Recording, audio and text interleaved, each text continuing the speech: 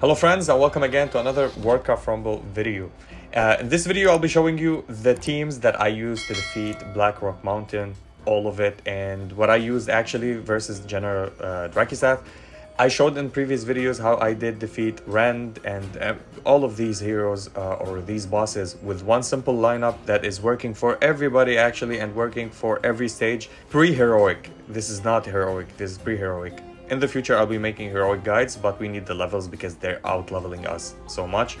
It's easy, and then I went and did some heroics. Actually, I finished this, cleared the first map, the Elven Forest, with as heroic with every single team, because there are a little bit lower levels. As you see, they're maximum at 13, also Westfall, and it's pretty easy. Basic teams, maybe no talents, you can defeat them if you have the high levels, if you're at level 13, 14, something like that. And this is actually the lineup that I've been using constantly to defeat the normal stages and to unlock heroic and to go through heroic. And in heroic, when I have undead teams, I use this lineup for the undead. I use Baron sometimes just to mix it up a little bit and have some fun, but mainly I use the Sylvanas Windrunner deck. And why Sylvanas Windrunner?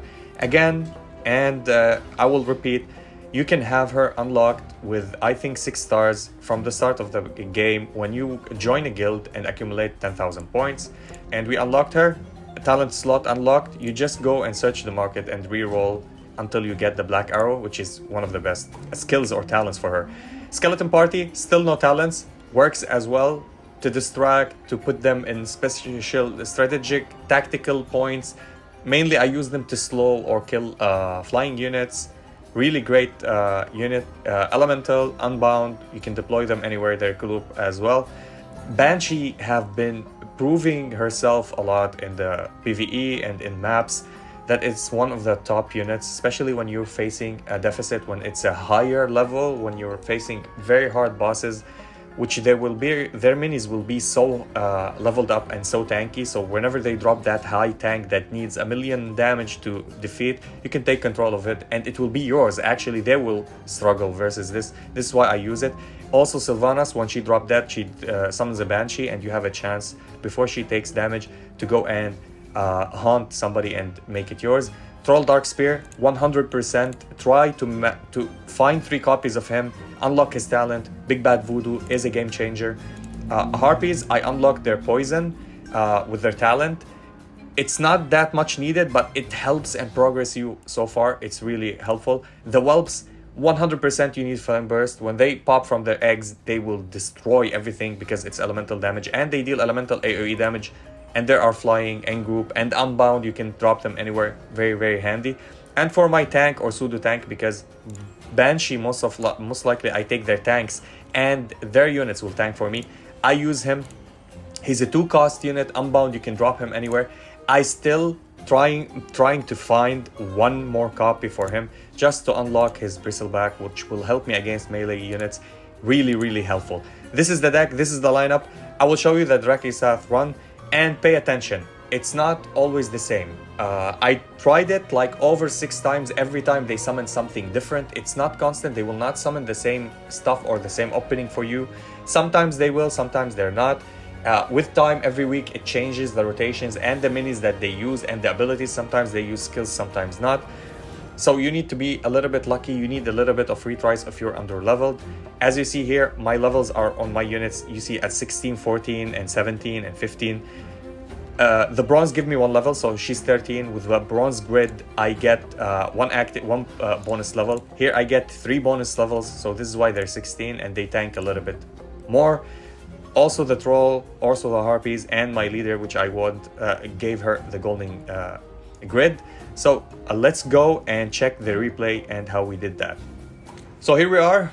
This is the map. This is General Drakkisath.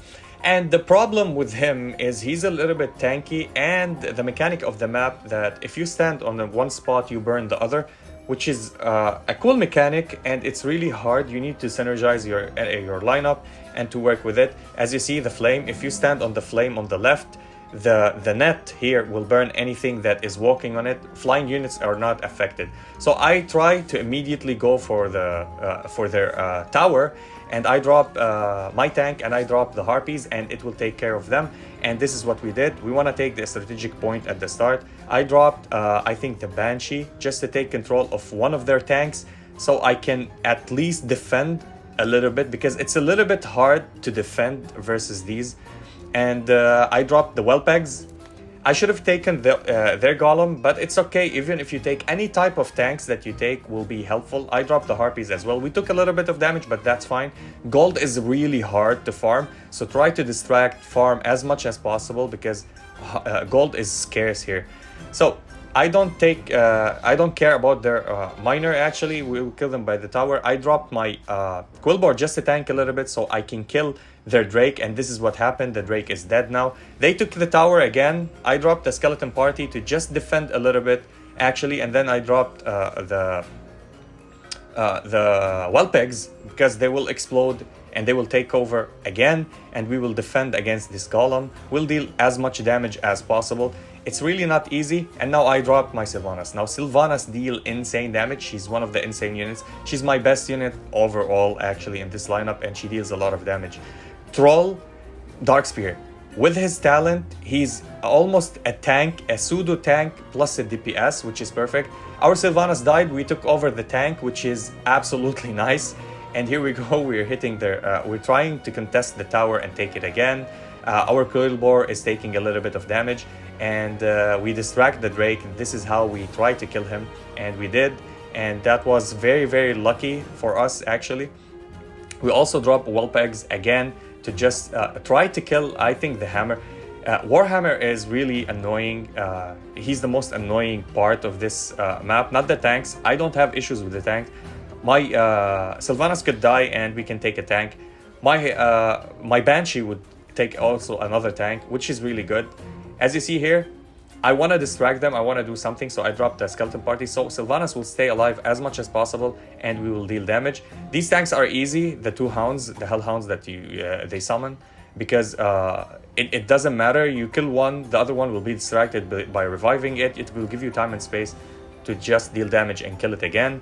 And here we go. I dropped Harpies again. Harpies, Whelpegs. Whelpegs will help me survive and deal more damage. And the Harpies are there just to distract and deal damage as well. I want to drop Skeleton Party here just to distract the tower, but it's okay. We want to go straight up to the boss because we have a big bush. As you see, the boss deals AoE damage. Drakkisath deals AoE damage and can wipe everybody else from the first hit.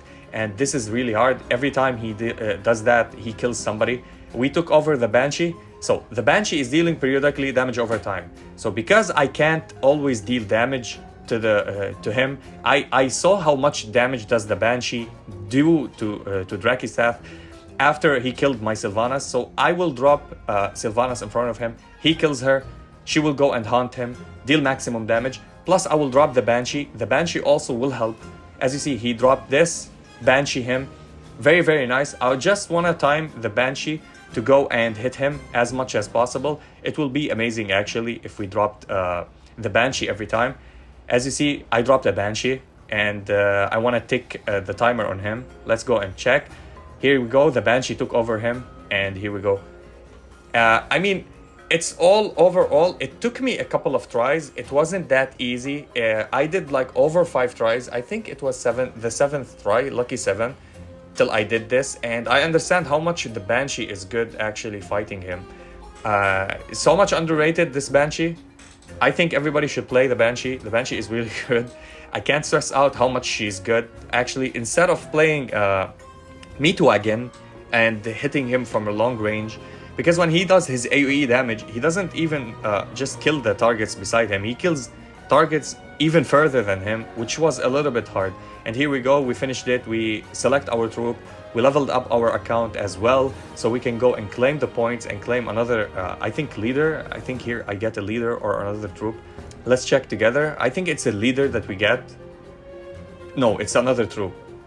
So I get here and I unlock Huntress and I go reroll the shop and I get her talent, which is absolutely amazing. If you're wondering how free to play does it, this is how you go and progress as much as possible, farm gold, farm every time the arc light when it happens, and you're gonna go and get the gold and the currencies to evolve your account. And this is the lineup that we are using. And yeah, that was it for the video. If you enjoyed this video, please like and subscribe. If you didn't, I thank you for watching, and as always, stay frosty. Peace.